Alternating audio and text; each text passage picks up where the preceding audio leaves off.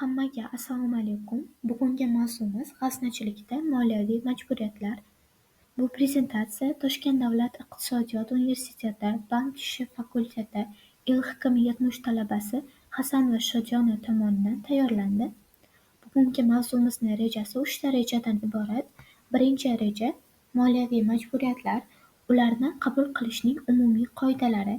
Ikkinchi reja g'aznachilikda byudjet mablag' oluvchilarning xarajatlar to'lovi. Uchinchi reja moliyaviy majburiyatlarni ro'yxatga olish va to'lovlarni amalga oshirish orqali byudjet ijrosini nazorat qilish. Yuridik majburiyat byudjet tashkiloti bilan kongragent o'rtasida ma'lum bir muddatdan so'ng ma'lum bir tovarni yetkazib berish to'g'risida shartnoma imzolanganidan va bu shartnoma tegishli tartibda g'aznachilikda ro'yxatdan o'tkazilgandan keyin vujudga keladi. Moliyaviy majburiyatlar esa ana shu shartnomaga muvofiq tovarlar yetkazib berilgandan keyin vujudga keladi.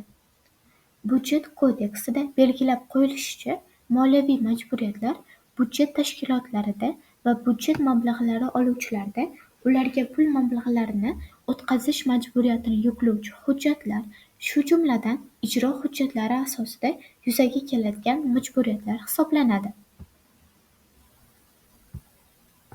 Moliyaviy majburiyatlarni g'aznachilikda ro'yxatga olishdan ko'zlangan asosiy maqsad qabul qilingan yuridik majburiyatlar, tasdiqlangan byudjet va xarajatlar smetasi ko'rsatkichlarini doirasida xarajatlarni amalga oshirishni ta'minlash hamda byudjet tashkilotlarining kreditor qarzlarini nazorat qilish. Moliyaviy majburiyatning yuzaga kelishi tegishli hujjatlar bilan tasdiqlanishi talab etiladi. Masalan, tovarlar yetkazib berilganligini tasdiqlovchi hujjat bo'lgan schyot-fakturalar, ishlash bajarilganligi yoki xizmatlar ko'rsatilganligini tasdiqlovchi qabul qilib olish topshirish dalolatnomalari bilan ish haqi qaydnomalari va boshqa shu kabi hujjatlardir. Moliyaviy majburiyat bu bir tomonning qarzdorning, ya'ni ikkinchi tomonga kreditorga muayyan miqdorda pul to'lash, moliyaviy xizmat ko'rsatish yoki pul bilan bog'liq boshqa majburiyatlarni bajarish burchidir. Misol qilib aytadigan bo'lsak, kreditni qaytarish, soliq to'lash, ish haqi to'lash, shartnoma bo'yicha to'lovlar, jarima va penya to'lovlari. Moliyaviy majburiyatlarning asosiy turlari shartnomaviy majburiyatlar.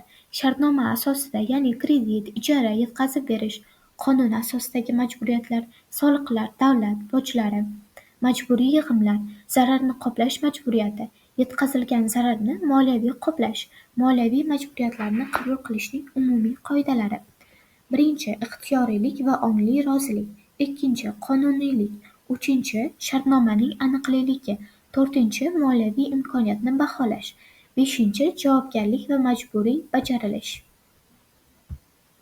G'aznachilikda byudjetdan mablag' oluvchilarning xarajatlar to'lovi tasdiqlangan xarajatlar smetasi va yuridik majburiyatlar asosida g'aznachilik organlari orqali amalga oshiriladi. To'lovlar xarajatlarni amalga oshirish ruxsati orqali nazorat qilinib, tovarlar va xizmatlar uchun shartnomalar tizimida ro'yxatdan o'tkazilgandan so'ng to'lanadi. Asosiy tartib va qoidalar. Smeta asosida to'lov. Tashkilotlar faqat o'zlarining tasdiqlangan xarajatlar smetasi doirasida mablag' sarflashlari mumkin. Yuridik majburiyat esa kongragentlar bilan tuzilgan shartnomalar g'aznachilikda ro'yxatdan o'tkazilishi shart. Xarajatlarni amalga oshirish ruxsati pul mablag'larini samarali boshqarish va limitlarni baholash uchun qo'llaniladi. Byudjetdan tashqari mablag'lar, ota-onalar to'lovi yoki tibbiy xizmatlar hisobida shakllangan mablag'lar ham smeta orqali nazorat qilinadi. Nazorat Iqtisodiyot va moliya vazirligi va hududiy organlar tomonidan muntazam tekshirilib boriladi. G'aznachilikda orqali to'lanadigan xarajat turlari. Ish haqi va unga tenglashtirilgan to'lovlar, kommunal xizmatlar, oziq-ovqat xarajatlari, dori-darmon xarajatlari, tovarlar, ishlar va xizmat xaridi, kapital xarajatlar. G'aznachilik tizimining afzalliklari esa byudjet mablag'larini maqsadli ishlatish, talon-taroj va suiiste'mol oldini olish, moliyaviy intizomni kuchaytirish, nazoratni elektron va real vaqt rejimini olib borish, moliyaviy majburiyatlar va xarajatlar hisobini tezkor olish. Moliyaviy majburiyatlarni ro'yxatga olishning asosiy maqsadi moliyaviy majburiyatlarni ro'yxatga olish orqali budjet mablag'larining qayerga va qanchaga ajratilganini kuzatish, resurslardan samarali foydalanishni ta'minlash.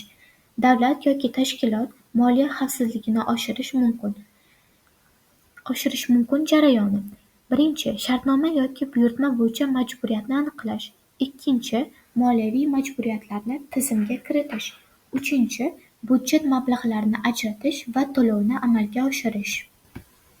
Budjet ijrosini nazorat qilish, moliyaviy majburiyatlarni ro'yxatga olish va to'lovlarni amalga oshirishning asosiy maqsadi budjet ijrosini nazorat qilish. Nazorat qilish vositalari esa majburiyatlarning ro'yxati va amalga oshirilgan to'lovlar taqqoslanadi. Rejalashtirilgan va bajarilgan xarajatlar farqi tahlil qilinadi. Moliyaviy hisobotlar va statistik ma'lumotlar tayyorlanadi. Hammaga e'tibor uchun rahmat.